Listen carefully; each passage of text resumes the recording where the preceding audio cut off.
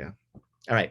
I want to begin though with a Misha Berach for Cholim. Okay, we're good with this. We have three-part series on health and healing and Jewish thought and Jewish life, and I just thought, a lot of sick people right now, and whom we know, and even if you're very lucky and everyone you know is in perfect health, there are a lot of others out there who are not. So I'm gonna begin with a tefillah, and I think we'll do this for each of these next 2 weeks. So yeah, I'm gonna quietly read the list of names that were shared with the shul over the past a number of weeks. Everyone is also welcome to just recite quietly names people you have in mind as well, whom you know are who are in need of refuah, in need of healing today. Here we go. Misha Berach Avotein, Rav Yitzchak Yaakov, Moshe Veron David Shlomo, Yivarech V'Berachim V'Yatzacholot.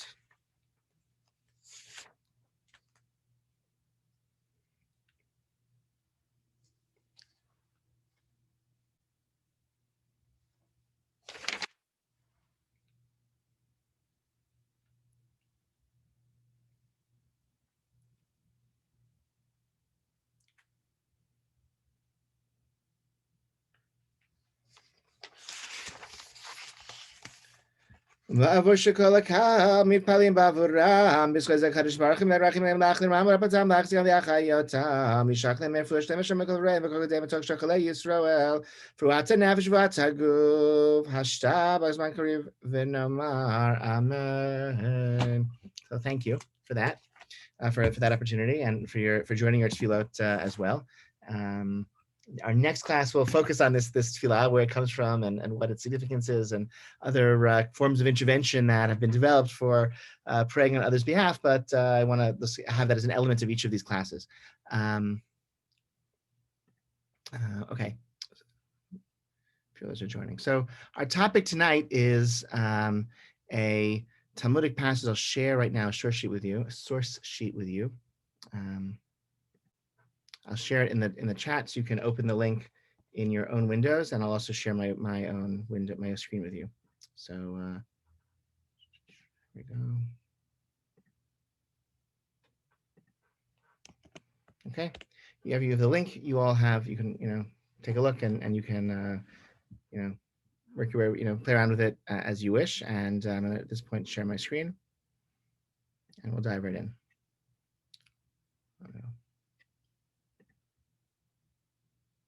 Okay, there we go. All right.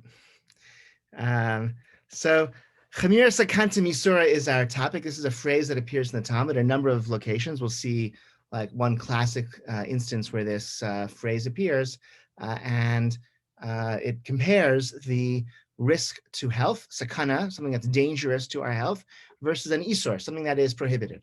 And this concept, this phrase, Hamira Sakanta Misura, literally means something which is dangerous is more significant, or is more chamor, is more weighty. We're going to have stricter rules regulating things that are dangerous than things that are merely prohibited. That's the literal meaning of this phrase. We'll see the context in which it emerges, then we'll see some context in which it's applied, and we'll see how it's even been used in some very, very contemporary situations. This is Gemara in Chulin. Chulin is one of the classic kashrut Masechta. So here's the case. A little glass flask was left uncovered. And you come and you find that it's covered. So it's smeah. It no longer has a status of being pure, right? If you, in the times of the Talmud, and there was a very, the purity regulations of the Torah were still followed, and they still were relevant, right? So the whole series of regulations of the Torah about purity and impurity that regulate access to the temple and access to sacred foods and temple foods and things of that sort. And it's the whole very elaborate series of regulations about people who are pure and impure, and objects can be pure and impure, and foods can be pure and impure. And you have to really care about all of this if you have an intention to go to the Beit HaMikdash, or to eat tithed food, or any other holy foods, like sacrificial foods, like Paschal sacrifice, etc. You have to have very high awareness of these types of status, the purity or impurity. So you leave a cup out overnight, a glass flask of some kind. You find it the next morning, it's covered. So all of a sudden, it's no longer pure. Now we assume that it's tmeah. Now I have to assume it's tameh. It's impure. Why? Sheni omer adam tameh nichnas l'sham v'chisa. Right? Somebody came and covered it. Okay, glass vessels don't cover themselves usually. Okay, yes. Okay, good nod. All right, good. All right, somebody came and covered it. So the assumption is the person who covered it is not themselves maintaining status of purity, and so now my flask is impure. If I left it covered, now I find it uncovered. Or if a weasel could have come in and uncovered it, or a snake could have gotten into the room and uncovered it to drink from the flask of Rabbi Gamliel, because now it's uncovered. Oshe Radba Talba or if maybe some sort of dew fell into it at night, now this water is disqualified use of for use in ritual purposes because there is maybe it's mixed in with like weasel saliva. Okay, so that's kind of gross, but that happens. For Yeshua ben Levi, and then Yeshua ben Levi says, he asks, Matam, what's the reason? Okay, so why is this the case? Wait, shratzim, these sort of creepy crawly creatures, these animals, they uncover things, they don't cover them back up. Okay, right? If they want to get this into your water, they'll knock over the top, they'll remove the top somehow with their mouths, but they're not going to be able to recover them.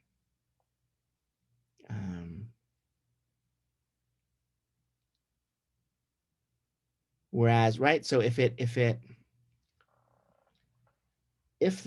vessel is, you leave it uncovered and you find it covered, a person went in and covered it. So now it's tameh, but it's not invalid for drinking. It's still fine water.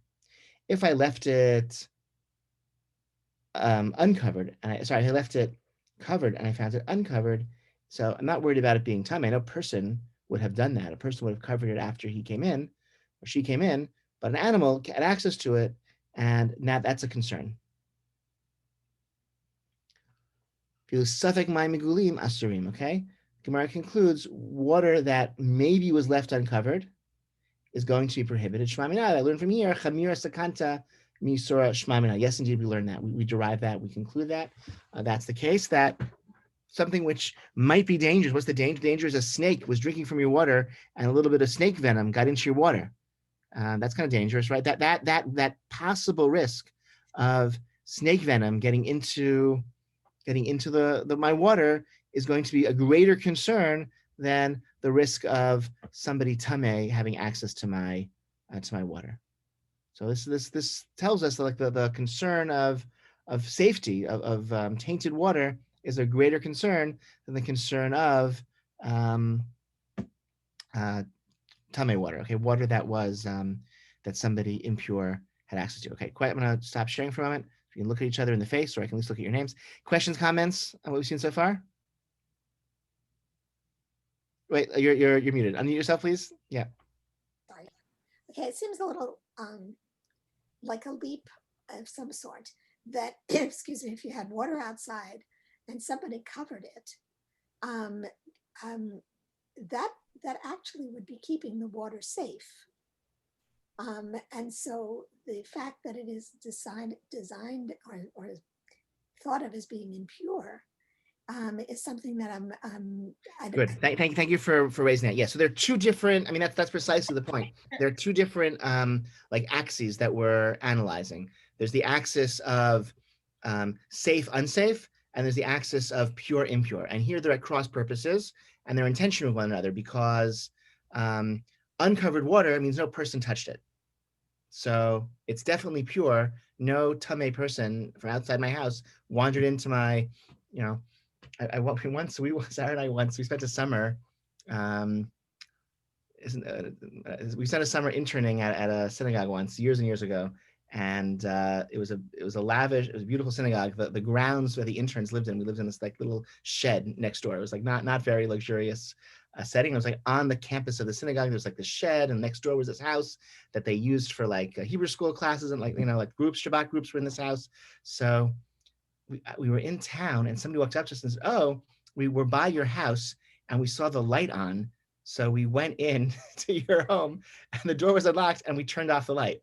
And we were like, that is so creepy. So it actually wasn't our house. It was one of the other homes that were on the like compound of the synagogue. It wasn't actually where we lived, but we were like pretty freaked out that they thought it was our house and they thought it was appropriate to go in and turn off the light. Why am I? Oh, so that's precisely this concern. Okay, somebody wandered into your kitchen while you weren't there in the middle of the night, right? You were asleep and covered your water flask.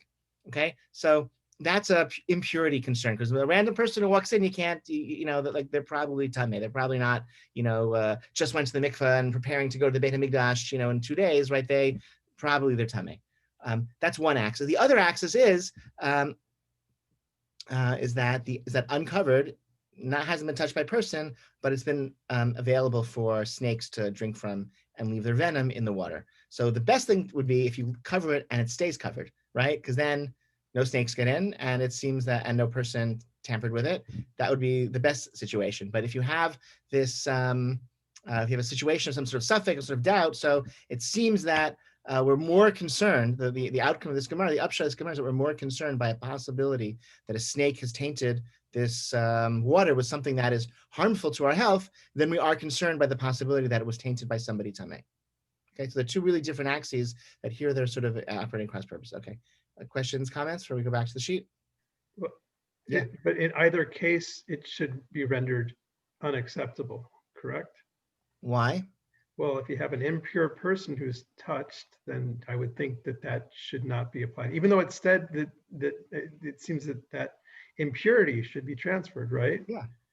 So then, Exactly. and then the venom should, if it's also compromised, right? Yeah, right. But we're Either case, they're unacceptable. Yeah, either case they're unacceptable, but in different in a let me go back to the Different reason, but both unacceptable.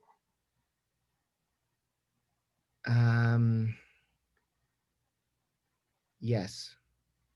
Well, no, because in other words, we're not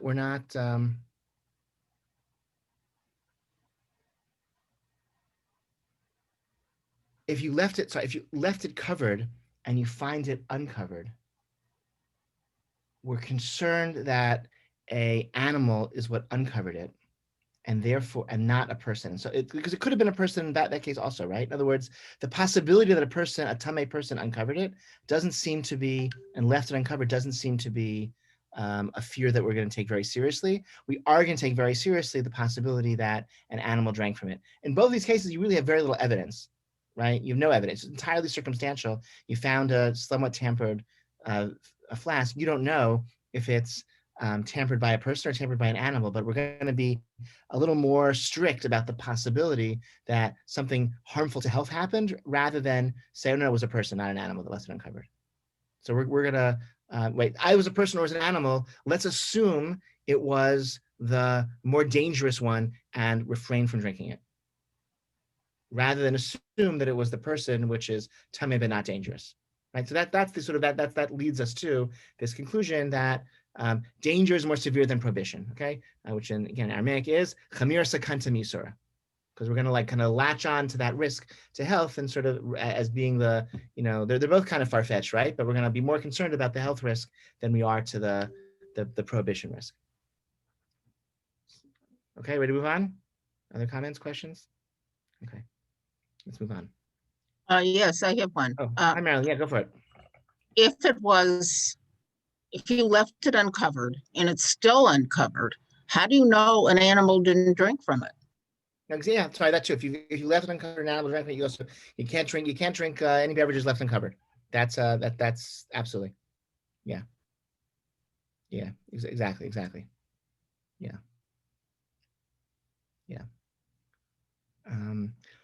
There's a long Rashi we're not going to read now. Long Rashis and like the short Tosfot and the long Rashis are really always really challenging. Rashi usually is like he's the master of like saying things very short. Whenever he's something really long, it's like significant but challenging. We're gonna leave it for, maybe we'll come back to it later, but we'll leave it for now. I want to look like we're gonna skip ahead to the bottom line halacha for now. Okay, this is your idea. This is the Shulchan Aruch. This is like 16th century bottom line halacha, and so this is how this concept is codified in our halacha. And he writes, "Tzrich l'zeher mi liten ma'ot befiv shema yesh alehen rok yavesh shel Okay, don't put coins in your mouth, lest it's covered with the dried saliva of somebody who has boils. Okay. Sorry, I didn't have to help you do that already. Okay. What happened when our twins were little? One of them swallowed a penny, and I was at a conference. I was home with the kids. I think it was a Kiva. He swallowed a penny. She called the pediatrician. He said, "Well, make sure he can eat." So the only thing she gave him cookies, I think, to make sure he could eat well, and everything was still working fine. So that was, she felt she was reinforcing the bad behavior, that he swallowed a penny, and the reward was he had to have a cookie really quickly. Anyway, don't do that. Don't put the palm of your hand in your armpit, lest, because that's a vulnerable place. Maybe your hand touched something, mitzora, or someone has leprosy, or some skin disease, or some bad potion of some kind, and now you're putting it in your armpits. Don't put your bread under your armpit. I guess to carry it. I don't know. Okay. Because of the sweat that's there, it's just not good for your bread. Don't put food underneath your bed. There's some sort of evil spirit that rests upon them. Okay,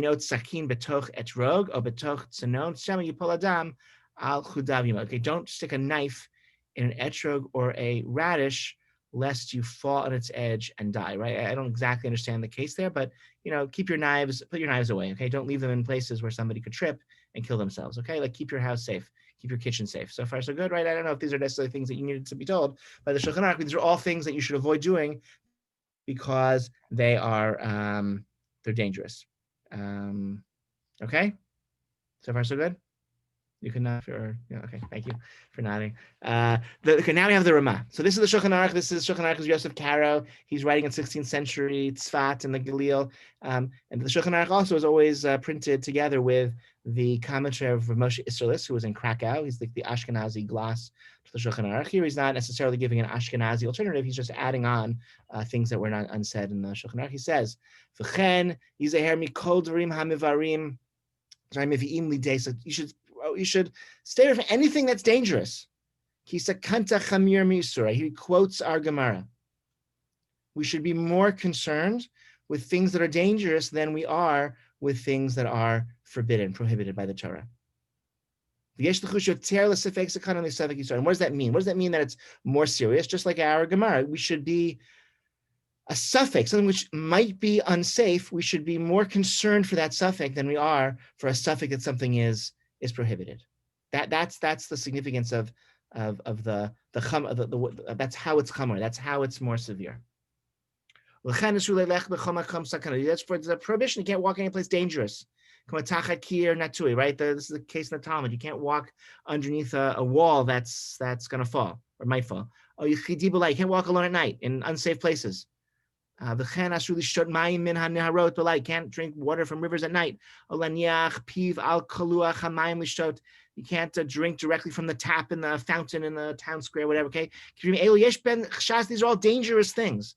He's quoting the Rambam here. Okay, Rambam lists these as dangerous things. They're not forbidden things. They're dangerous things. There's a suffix. There's a possibility that they're dangerous.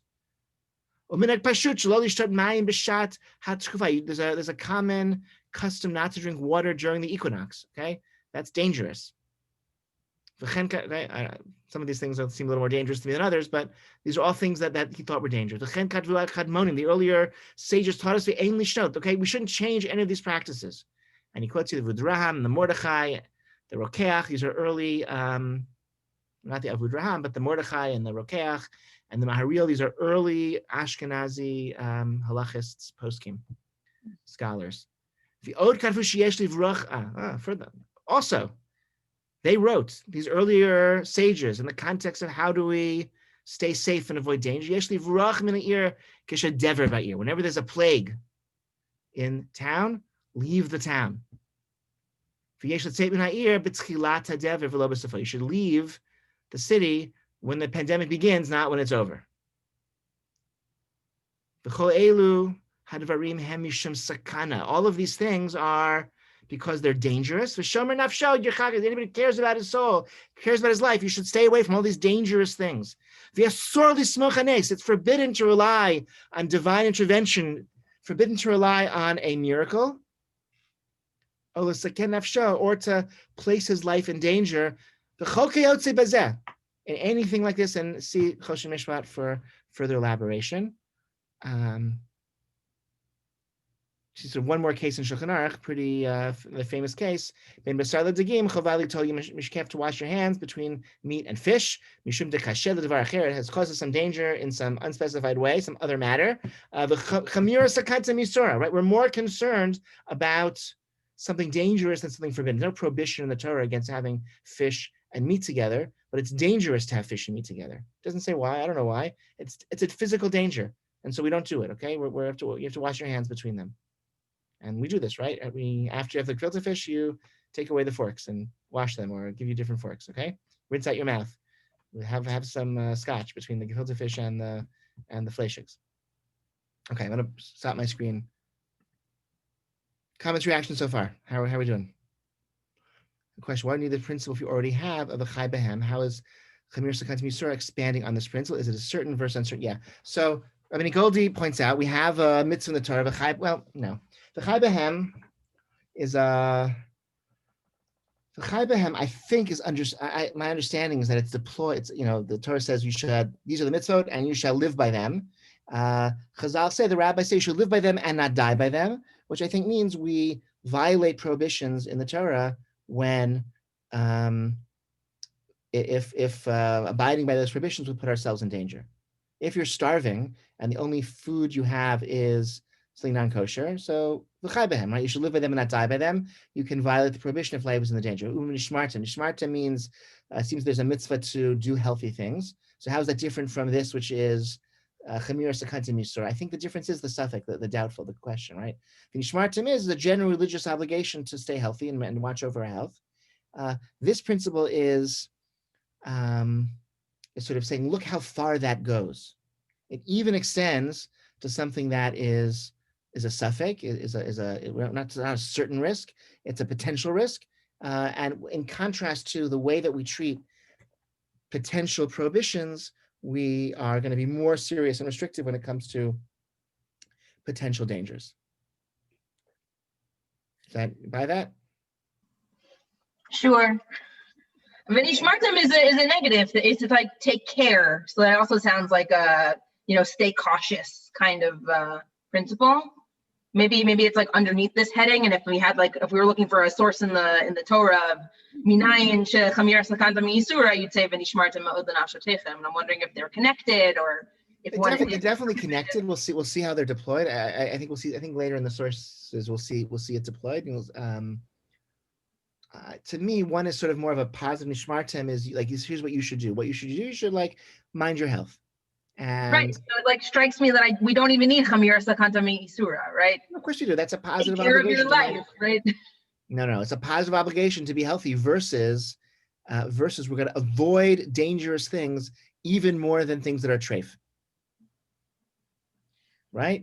I don't know. That seems to me things that might be dangerous, to be more careful than things that are not kosher. And we're pretty careful about things that aren't kosher, right? Yeah, I'm all for other articulations of, Torah, preferences, life over everything, and but I'm curious, where this really adds. That's, I guess. Yeah. Well, I guess the cases that we saw was the case that we saw. These are not. Like maybe the wall that's falling. I don't know. Like that seems like, I don't know. Don't walk in under walls that are falling, but leave the city in the time of plague, or don't eat fish and meat. It seems more like. I don't know. Well, we'll see. Linda, yeah. So it's actually leave the city in the time of plague. Yeah. That's reverberating in my mind, because it doesn't necessarily, obviously right now it's time of plague, but it doesn't have to be time of plague. And does that mean that when you sense danger, instead of sticking around and trying to interact in some way or fight against it, that the preferred mode is to leave? So the Yeah, I don't think this is applying to somebody who actually can do something about the plague. Like I don't think this is referring to like physicians or public health officials.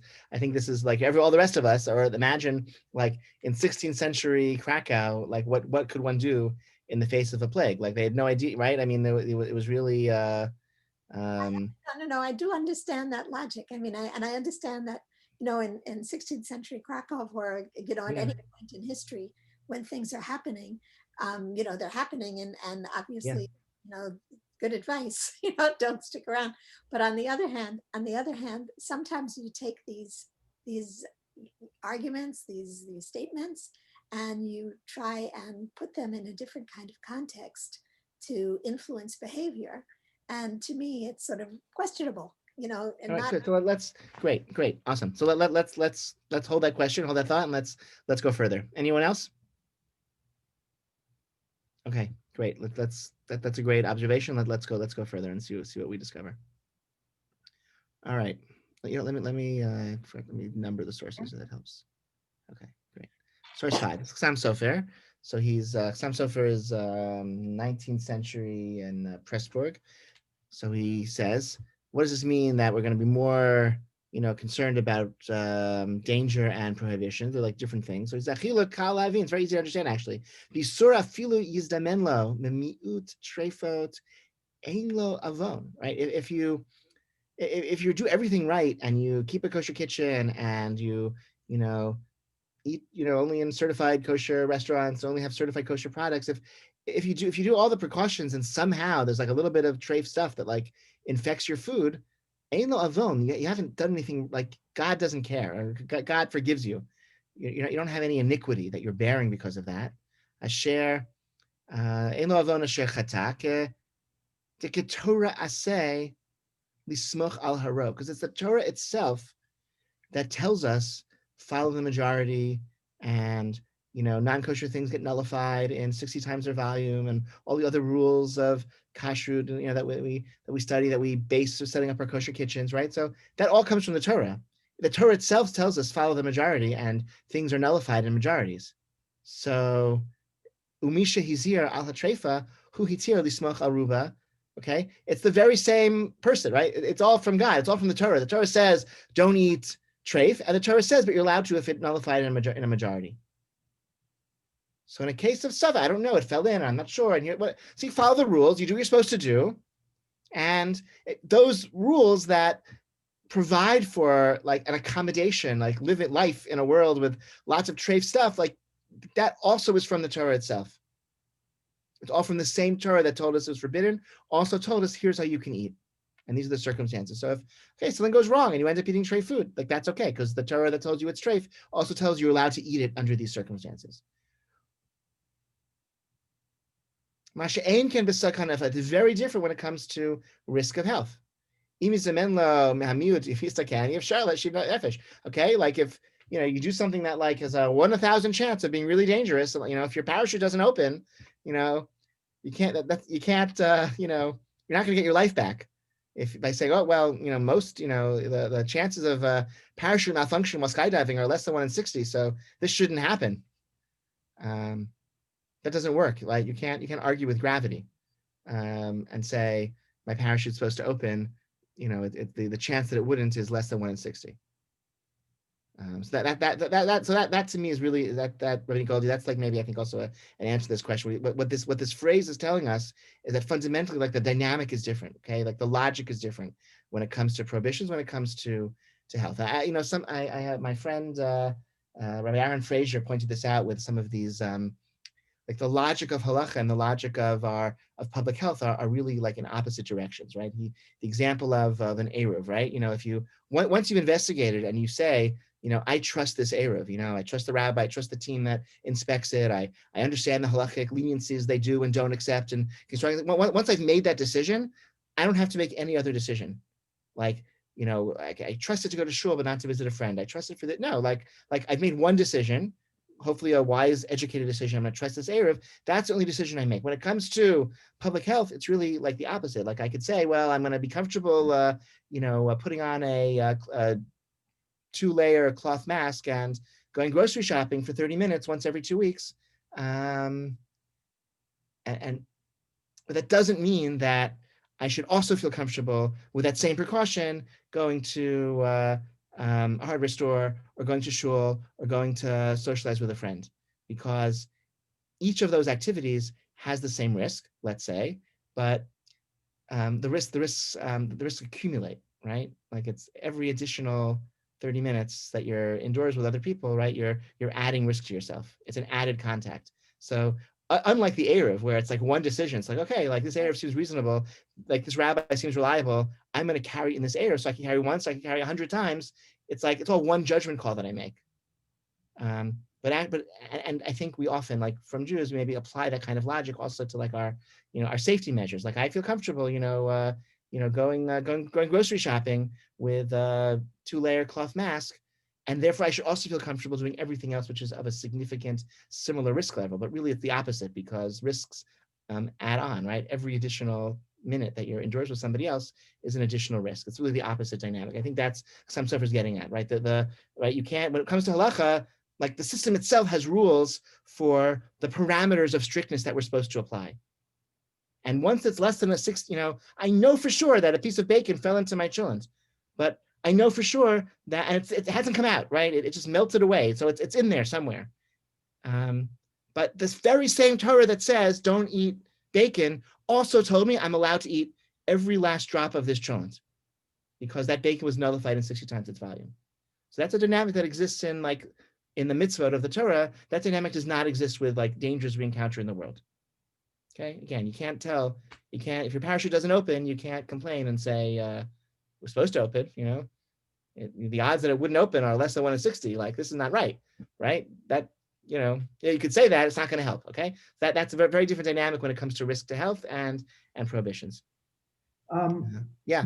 I'm sorry. Stop sharing so I can, let's go. I'm inevitably approaching this a bit as a mathematician. It's just it's the way I have to do it.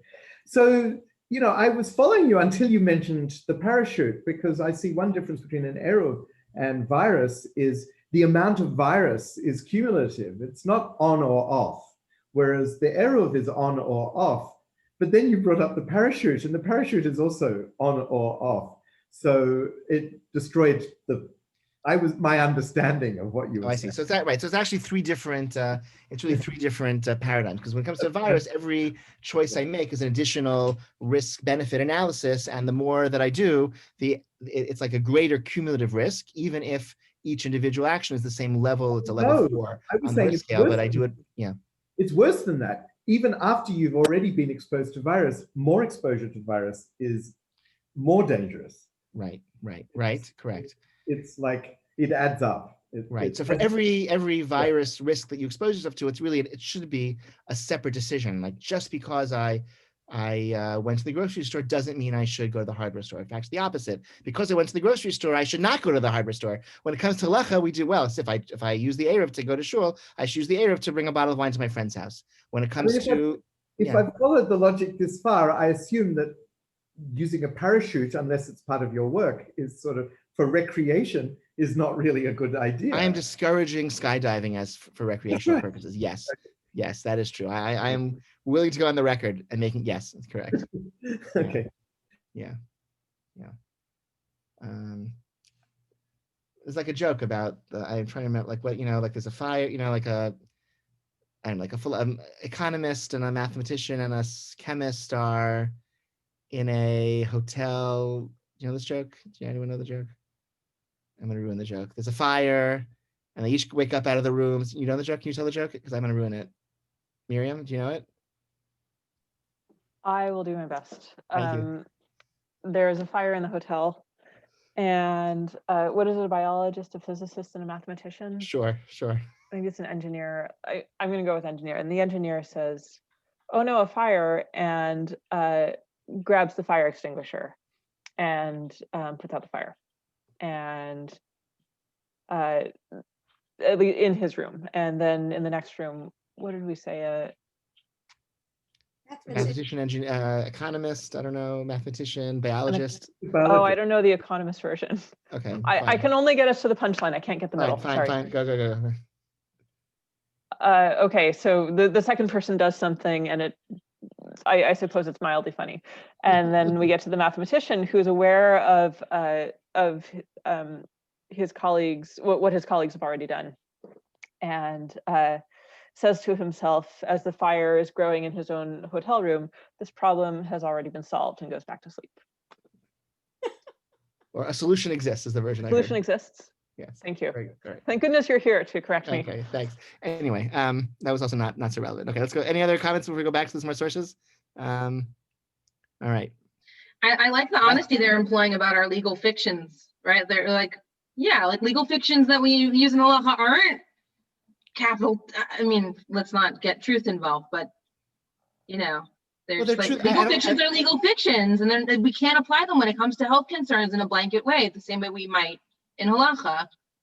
Yeah, I wouldn't say legal fiction per se. I would just say it's like the rules. You know, I love Bittul the b'shishim, right? Like is somewhat of that. I mean, obviously there's a more complex system, but yeah, I think his language is so great. It's like the same Torah that told you don't eat treif also told you you're allowed to eat treif if it falls into your pot and it's multiplied in 60 times its volume, so you can eat it, right? I think it's just a lovely. It's not like, I guess it's called a fiction. You can just call it like that's the rules. Like it's all it's the not same a negative Torah. thing. It's just a phrase, right? Yeah. Okay, I don't okay. mean that. I don't mean just- that it's false. I think that it's just interesting to see the level of awareness of what legal fictions do. Yeah. Oh, here's another I should have had translation here. There's this source 6. He says the same thing also from the Chassam Sofer, that when it comes to prohibitions, Kodesh Baruch Hu vitia. Kodesh Baruch Hu was like, it's okay. I give you a freebie. I let you off on this one. I feel your rush. You the man loads of ice. Even if like whatever you mess up and like something tray falls, if you do everything right and like nevertheless something bad happens, like a Kodesh Baruch Hu like is going to be okay. Rachmana Sharbish Sveik Sveika. There are all sorts of rules and circumstances where the Torah is going to say or Halakha is going to say it's okay. Don't worry about it. Then our responsibility ends. We do our part and we have to do our part, and it's not always easy and a lot of rules for what our part is. Once we do our part, we're done. You can't restore somebody who's not alive. You can't bring back somebody who's dead. If the wall falls on you, kaput. Okay, you can't make a halakhic argument to bring it back. You can't say, you shouldn't have, it's like also, it's like, oh, I was 6 feet away, like, well, okay, maybe is it like, is a Chazon Ish 6 feet, or is it a Chaim Na'eh? Like what shiur of 6 feet away from something? The virus doesn't know. Like the virus doesn't care. These are all, like, and if we're trying to be healthy, but like, if you, when you're playing around with the risk to health, it doesn't matter if you do the right thing. You could still get sick, and you can't, you can't make an argument against the virus is not going to listen and say, oh no, I did everything. I was following CDC rules. You really have no right to infect me. The virus doesn't care, right? So, okay.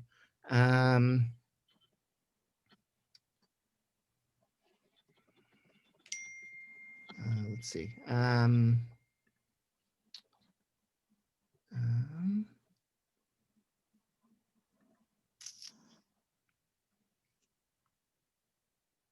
Let's see. It's a little late. I don't want to. That's okay. Here's the Orach Chaim. This is talking about Hilchot Shabbat. It says we're very, very careful about saving lives, and we remove debris. If somebody might be buried there, we don't really care. If he's probably dead or not, just let's break Shabbat to save lives. Very nice. If we don't know if he's alive, we don't know if he's dead, we don't know if he's Jewish, whatever. We just get there, save life, even if it's suffix, even in case of doubt. Go in and say, sorry, my computer's beeping. Go in and save. Okay. And Magen Avraham is another separate. Talks about some sort of outbreak of sort of smallpox, or I don't know, some ababuot, I don't know, some type of pox, I don't know. So some childhood disease, maybe it's measles, I don't know. So he says this is in Hilchot Ta'anit, and the laws when they used to fast for these types of things. Right, you should fast for these. If there's a plague of that is killing children, that's worthy of fasting for. And he says, you should take your kids out of the city if there's a plague that's affecting children. That's the part, right? If you don't take precautions with your own children's health, get them out of the city, get them away from other people. If there's a plague that's killing children, then you're responsible for their lives. It's, again, a very high degree of responsibility imposed on following oneself with really to the nth degree of safety measures. If there's something dangerous, remove yourself from that danger. Okay.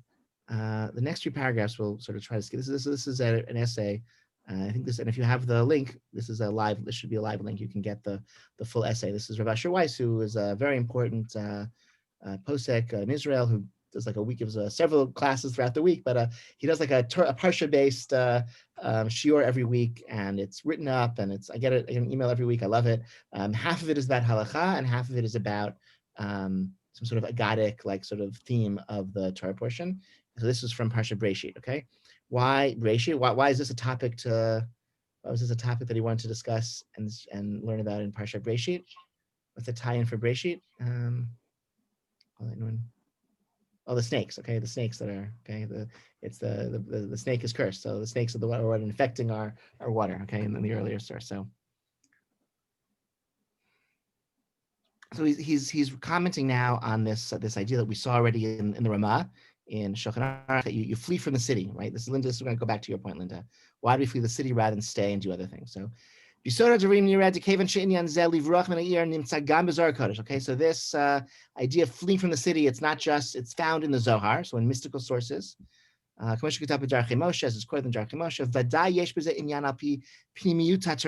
not just a matter of, can't just be a matter of health. It has to be something like pnimiyut Torah, which I'll translate as some innerness, something about interiority and about spirituality.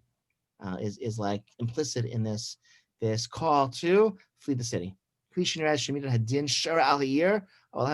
you see? There's a plague. It means that there's like divine judgment being poured down on this city or on this region, this part of the world.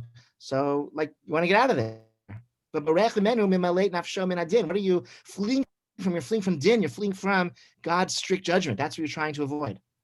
And the Maharil also suggests Katab Hashem Sefer Chasidim, also from Sefer Chasidim, an early medieval Ashkenazi book. Why do you leave through the city? Sometimes there's a decree, like God decrees this city should be struck with a plague, as found in last week's Torah portion. Okay, and so that's a place you want to leave. But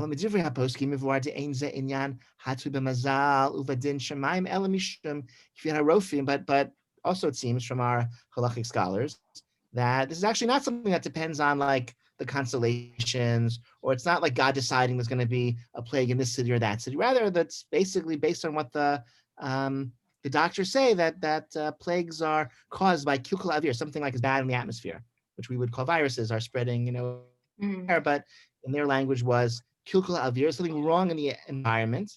And that's how we understand what the Ramah is writing about in the 16th century Krakow, which is his longer book, also 16th century Krakow.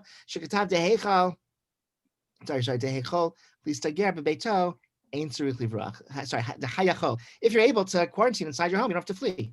These are two options. You can either stay in your house or you can flee. Those are two valid options.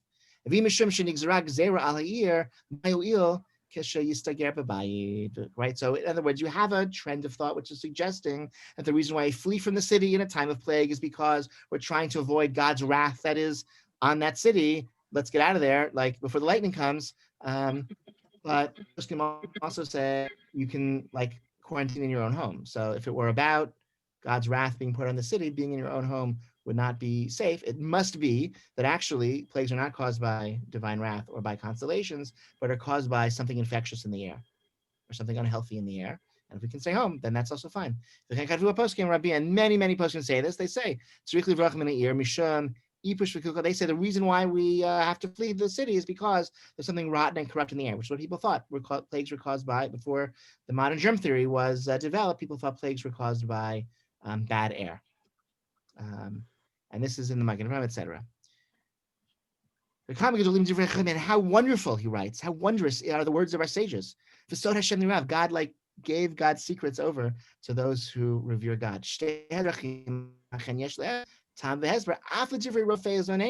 Right? Because these two possibilities, these two different like ways of responding to plague also are appropriate even for like our contemporary doctors. Like it's a wonderful thing that's that's like the advice given in the Talmud, the advice given in the sources of how to respond to a plague are also are verified by contemporary doctors. Right? Right? How do plagues, what's the cause of a plague? It's the close contact between people who are infected. So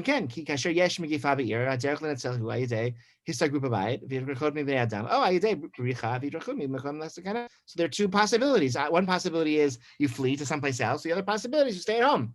And so that's great. Okay, that's a correspondence between the tactics that we find in our sources and what doctors are recommending based on the modern germ theory. However, when is it appropriate to flee the city? Only at the very beginning. Once the plague has spread more widely, it's a very bad idea to flee, right? Because you might be infected yourself without knowing it, right? You could spread it. And he says that's right. So fleeing the city is fine at the beginning when when only a few people have been infected. When many people have been infected, the opposite.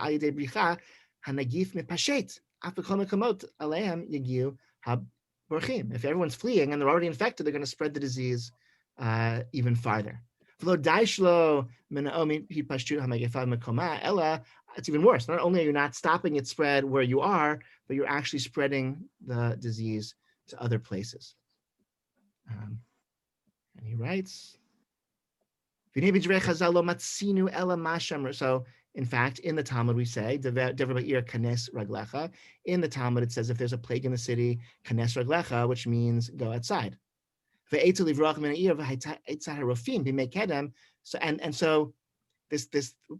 the advice of fleeing from the city, it was only the advice of ancient doctors. Who they thought that if that viruses or plagues are caused by rotten air, so they would say flee from the city. And so our sages established the halacha according to the best advice of contemporary doctors, as we see in many, many places, that when it comes to matters of health, the halacha is established according to doctors. In other words, we have the Talmud says, if there's a plague, go inside. Ancient doctors said plagues are caused by rotten air, so flee from the city. And what emerges actually that both tactics are appropriate at different stages of the pandemic, right? If it's only a few people infected and you can leave, you should leave, because then, right, that's get out of there. But if it's already spread, then it's not safe to leave because you'll just spread it to other people. Then you should resort to remaining at home. Okay. So yeah, questions, comments, and we have a few. He says you addressed a few other topics, but let me pause here for questions and comments. Yeah. Okay. What keeps going in my head is that if disease is not caused by a bad behavior or by us not following halakha or any of that kind of thing, then it's also sort of interesting because we do have a lot of prayers and we do have a lot of things that we invoke and say and are predicated, at least, in the formulaic kind of way, that if we are good, if we do what we're supposed to do religiously, observant, whatever, that we avoid this kind of, of wrath or whatever. So how do we put these two things together?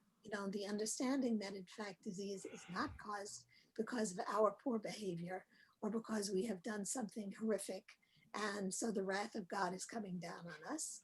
It seems to me that in contemporary terms, there are always some people within the Jewish community, religious community, who ascribe horrific kinds of things to our fault, our behavior, our lack of, of kavanah, whatever it is. But clearly here it is making a distinction. Yeah. And so can we, yeah. Okay. I think I'm going to have I'm going to give a cop-out answer. I'm going to say, come back next week. Come back next week. Okay. And the week after that. Okay.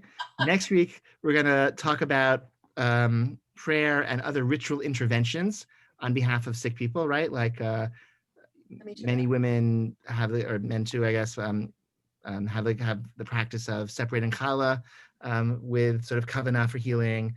What with this Misha Berach prayer that we say, what's that about? How does that work? How's it supposed to work? What's the theory behind that? So that's next week. And the last week is going to be a philosophical examination of the practice of medicine.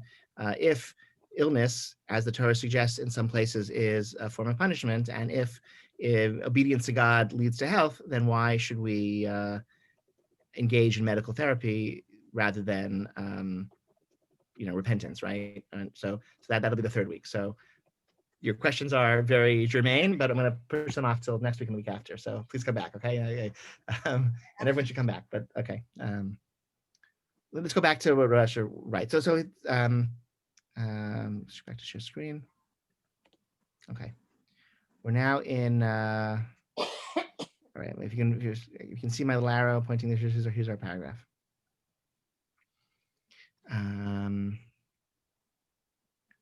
Now he's addressing a different topic, also very contemporary. I mean, these first three paragraphs were I thought they were kind of cool, about sort of explaining the fleeing from the city or staying, and how he's sort of reconciling these like ancient practices with like modern germ theory, and how it's sort of a nice correspondence between modern germ theory and this ancient advice. Right, so and even the fact that we saw in the Ramah that you should only flee the city at the beginning, not at the end, right? Because once everyone's infected, you shouldn't leave. So it's sort of, the Ramah did not know germ theory, but it's a nice correspondence. Now he addresses another concern, another issue that people have raised. In the book Mar Mordechai by Mordechai Zev Ettinger, who is the son-in-law of Shalom Mesha, okay? Pulamus HaGadol, the great Pulamus, the great polemical debate. Ha'im al habri'im le'achol b'Tisha B'Av b'shat megefat ha'cholera. Okay, should healthy people eat on Tisha B'Av during cholera? Okay, which is the Hebrew for cholera is cholera, which means like the evil illness. Okay, it's a terrible, terrible disease, and it kind of sounds like cholera. So if you're healthy, as a precaution during there's a cholera epidemic, should you eat? And that was a big debate. Divrei Knesi Cheskel. Okay, another source. He says, so the theory of the doctor is that this is what it's caused by, and there's something in the air, and even if you're healthy, you're still at risk, so you should eat, right? The doctors don't really know that. I mean, we know now, they really didn't know what they were talking about. They had no idea what caused cholera. I think cholera was caused by bad water, right? Does that sound, I don't know, whatever it is, they didn't know what it was caused by in this time, but they asserted what they thought it was thought by it. And even now, doctors say things that they are certain of, and we'll know some of what they tell us in 5 years or 10 years is going to be, completely understood in a very different way. It's not a Yediah Gemura. It's not especially, let's say, COVID. It's a new disease, right? We're really kind of like learning new things every day. So what they told us last week is, what their knowledge last week is a partial knowledge compared to what they know this week, which is a partial knowledge compared to what they'll know next week. Right? But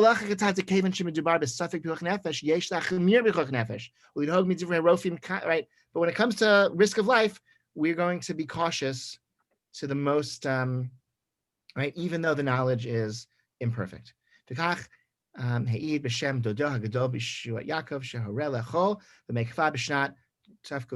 this great plague in the year Tafkuf Tzadi Aleph, he said, eat on Tisha B'Av during this plague. Again, based on knowledge of the doctors that we admit is imperfect. Oh, thank you, Benjamin. Cholera is caused by bad water. Thank you. Okay, great. Not by bad air, right? So they were wrong, but it doesn't matter. Like, we follow the best medical advice that we have access to, even if they admit, like, I don't know, we don't, we think this is what it's caused by. It's not full knowledge. It's a new disease, right? Doesn't matter. Okay, if you can bear with me, 2 more paragraphs. This is also, I think, another important point. We should also clarify, very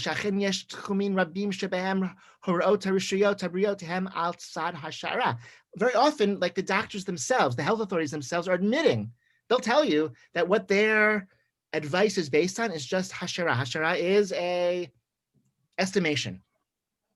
It's a probability estimation. They themselves concede it isn't based on firm knowledge. It's the best, their best guess. Kigon, like, how far apart do people have to be? 2 meters, 6 feet, 10 feet, right? It's all estimation. The 6 foot thing came from? I think they had people, they had a whole bunch of people sneezing, and they had Petri dishes, 1, 2, 5, 10, 15 feet, and they had people sneeze, and they saw like what grew in the Petri dishes a certain number of feet far from the people. So it's kind of an estimation, right? I mean, it's possible for things to, like after 6 feet, very little grew, but like some stuff extended past that, right? Anyway, Also, Uma Hazman, Hamishuah, Shetzarich L'Chshosh Shema Yid B'Koid. And what's the time duration? CDC says 15 minutes. But like 15 minutes, it's like a nice round number, right? It's obviously like the virus doesn't propagate according to 15-minute timelines. It's an estimation. But there are things, however, despite that are beyond any doubt. Kigon, hatowelet, the benefit of wearing a mask. If there's not a single slightest hint of doubt, microscopiim, okay, which I think means everyone knows it's caused by microscopic particles that even can be spread by breathing or speaking. Okay, but it's clear as day. That the more people are keeping their distance from one another, the less spread there will be, the less contamination and infection will be. Therefore, it's an absolute obligation to follow these general rules. Okay, we follow what the doctors tell us, even when it's not based on Yidiyah, even when they're estimating, because like that's what we do. Like we follow the doctors 100 years ago. That's what halacha tells us. Halacha tells us to have recourse to the best possible medical advice, and that's what we should base our lives on. And here we have some things are estimates, but some things are really actually quite well known. And these principles of zihirut, of caution, this was known by the great sages of Israel for many generations. Right, as the famous letter of Rabbi Akiva Eger, which was being circulated amongst rabbis, 10 months ago, and the Chassam Sofer in other places, and Yeshua Yaakov and Marach Pelagi and the Mishnah, et cetera, et cetera. Okay, so all of this actually of adopting precautions of medical science is actually well established in halakha, and is not something that is like new or in any way different from our consensus position, our ancient tradition of having recourse of best medical advice. Okay. Questions, comments, reactions? Yeah, Miriam, go ahead. I don't know like what the climate is. Is this being written because some people disagree? Yes. Thanks. I mean, yeah, I'd say that's a short answer. Yeah, it could be, and if I gave you some what do you call it? Excerpts from his full essay. I think the link is there. You can read the full essay if you want. So he's explicitly responding to counter arguments of maybe because this is uncertain, they don't know, we don't have to follow what they say, and maybe it's only when the doctors are certain, now they're not certain. So no, we follow the best medical advice even when it's when it's later proven to be wrong, and even when we know at the outset that some of what they're telling us is going to be proven wrong, we still follow the best medical advice. And I think based on this principle of Hamira, Sakanta, Misura, that we don't, it's just it's a different dynamic when health is at risk. So Rabbi Nikolji, this seems different to me than Mishmar Tamod, right? Which is like, eat fruits and vegetables and, try to get some exercise, and like the Torah wants us to have a healthy body and avoid things that are dangerous, right? This is saying we are very, very cautious of things that could potentially be dangerous to us, with rules that are more strict than the rules that we use to avoid things that are merely forbidden. And we care a lot about things that are forbidden, right? Like we don't have tray food in our homes, I hope, and we don't, we're very, like that's also my fish, whatever, hashtag stock, right? We don't, don't go to tray restaurants, okay, even to have pasta and fish, okay? Because there are like rules that we follow about staying away from things that are tainted by prohibited substance. But whatever those rules are, they're even more strict for things that could be dangerous. And I think that's what sort of he's developing in those sections.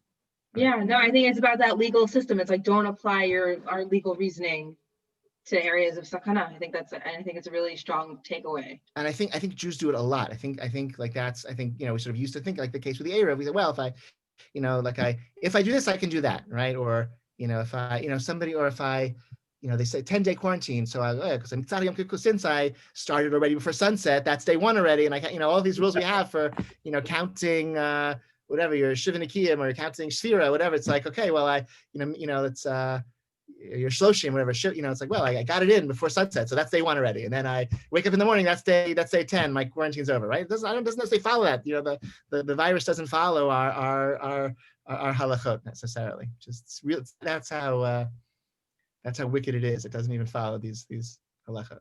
So Questions or comments? I want to ask a question. Yeah. If I follow the logic of today's lesson, then it almost seems to me that drinking alcohol should be also something we should strictly avoid. Because Can you why? because it is extremely dangerous, at least for some people, and that cannot, in some sense, be avoided. Since We don't know who there's those like people 5% of the population is dangerously addicted to alcohol, so nobody should drink alcohol lest you be one of the people who are addicted to alcohol. That's interesting. So That's what I'm wondering. I'd say is that the argument you're saying? So That's the counter argument, I think the counter veiling halachic tool, and we don't have time. I'm conscious of that. I don't want to keep you too late, but so I'll sort of say it's very whatever. We don't have time to elaborate on this, but it's actually a very nice essay I just read in English on this topic. So you could, it's in a journal that I have in the shul. So if you come to shul and risk your health in that way, I'll hand you the journal and you can read this, or you can read it or borrow it. It's called Shomer Pitzayim Hashem. That God watches over those who are like simple. And this basically means that if there's something that normal people do, a risk that normal people incur in their normal lives, then you're allowed to take on that risk. So you're allowed to get in a car, you're allowed to, travel by airplane, you're allowed to do these things that, it's a risk that normal people assume you're allowed to take on. So then it's a question of like how normal is how normal, so in, like Moshe Feinstein, in the 1960s, 50s, or I don't actually remember. It's important actually when he wrote this. Actually, I don't remember. It's because it could have been in the 50s. It means one thing. He said you're allowed. You can't start smoking, but if you already smoke, you're allowed to continue, right? Because so it's like because everyone smokes, and it's fine, So like maybe it's not so healthy, but like everyone seems to be okay with that. So whatever, right? So I don't know when exactly. It's I don't think that pertains anymore, right? But like riding in a car is a good example, right? There's some risk, but like everyone, like our society assumes that we're going to take on that risk. So I would say whatever. So there's some small percentage or a significant but small percentage for whom alcohol is not healthy. But for most people, it can be enjoyed in moderation. And so it doesn't seem to be like a general prohibition. But I think there are many synagogues that are alcohol-free zones because, it can't be, and that's like a very admirable movement of the last 20 years among Orthodox shuls to become dry synagogues, and some of the finest synagogues in the country are now alcohol-free. And I think that's part of that concern of, it's not a control, we can't control who has access to it and what's the pattern of how it's used in our congregation, and just, not worth it. But we don't, drink elsewhere, not in the shul.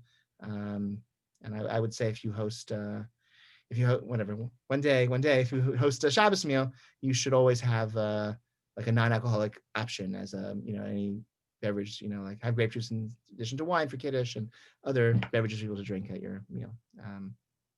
All right, thank you for staying a few minutes late. Next week is spiritual interventions to combat illness, and the third week is a kind of a look at some of the philosophical underpinnings of medical intervention. So thank you so much, and I appreciate it. All right. If you think of questions later, send me emails or call or whatever. Happy to talk about this more. Thank you. Thank you. I just want to drop in the chat the joke that I butchered so you have a chance to read it as it was meant to be written. Sure. Thank you. I appreciate that. Thank you. There you go.